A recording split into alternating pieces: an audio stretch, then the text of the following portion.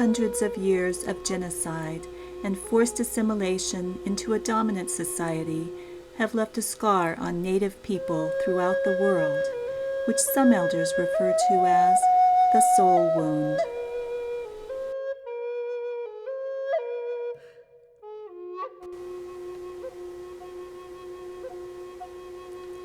In some areas where Native Americans were massacred, the land holds blood memories, and crying can still be heard in the night.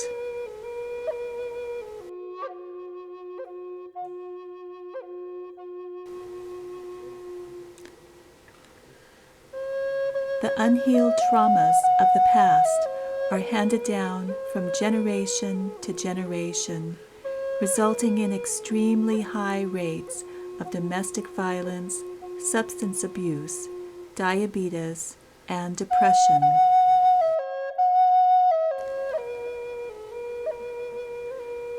This film was made as part of the healing process that is going on in the Navajo Nation and many other parts of the world.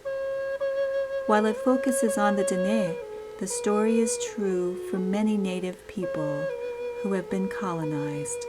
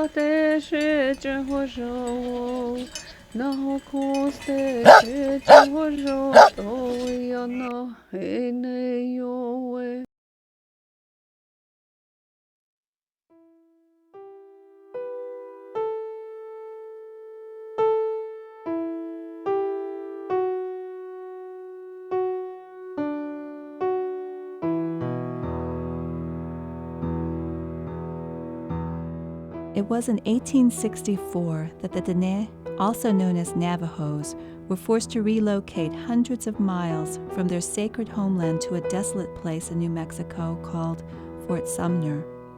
They walked in the freezing cold with little food or clothing. Those who couldn't keep up were shot by government soldiers. The sick, the weak, old people, mothers, and their babies. Of the 9,000 Navajo that began the march, only 4,000 survived. After 4 years of hunger, disease, and despair, they were allowed to return home again. The survivors swore never to speak of the hardships of what became known as the Long Walk. But the memories were etched in their hearts and minds and deep in their souls.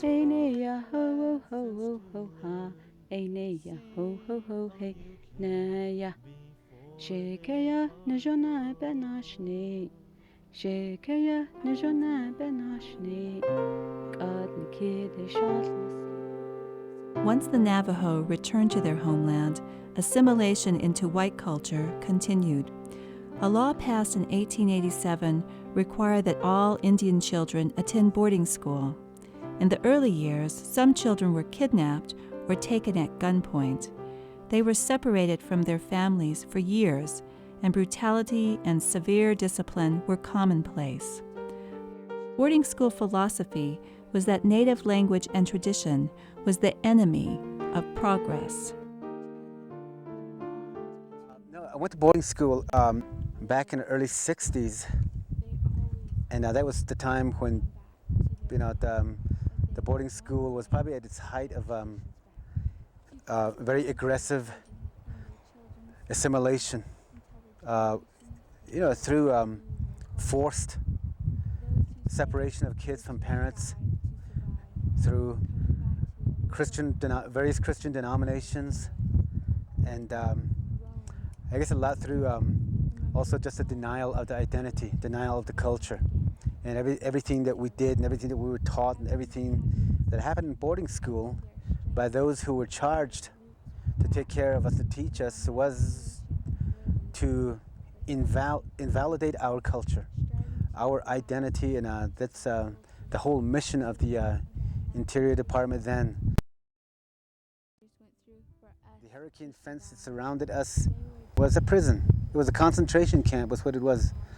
It got so bad one day, one of my local Navajo friend and relative, who is a budding spiritualist, medicine man at the time, gathered a few of us to go back to come to our community here. And the way we chose to do that was calling upon the spirit of the great wind. And he said, through this spirit of the great wind, the wind would lift us and lift us far above and beyond, back to our home, back to our sheep camp, back to our community, back to our canyons, back to our mesas and valleys, the place that we grew up in. So I wanted to believe that so much. So 7 little Navajo boys, we went behind the boarding school, little boys' dormitory there. And he found a manhole, a concrete mound on the manhole cover.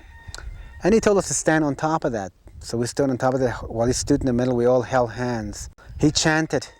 He sang and chanted. And as he did, I opened my eyes slightly, and far off towards the San Francisco peaks, a little dust devil was forming. And it started staggering towards us. And every once in a while, I'd open my eyes, and it'd keep coming closer and closer. And I opened my eyes again. It was coming closer. It was staggering across the valley towards us. I said, oh, this is going to be real. We're going home. Thank goodness we're going home. And every once in a while, it would just sort of disappear behind the hill, but it came back out bigger, it seems like, and it came closer and closer. I opened my eyes slightly again, and it was coming through the hurricane fence under the water tower, scattering debris and tumbleweeds all over the place. And next thing I remember, hearing a huge rush of wind in my ears, and I thought, I want to be lifted. We're going home.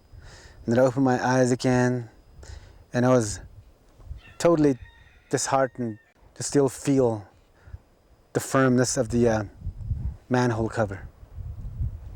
I looked around, we're still in loop, just a little dustier. And so my friend who was chanting said, this didn't work because somebody had his eyes open. So I felt very bad on top of that, and I just felt like, this place was so bad, so terrible, that not even prayers would break through.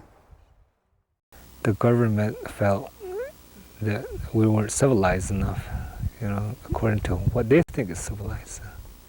So they introduced education. That's where BI came about. I had a little experience in the BI school myself. I was taught to be ashamed of myself, ashamed of my language, my belief system, my religion, my family, the way I was, the way God created me.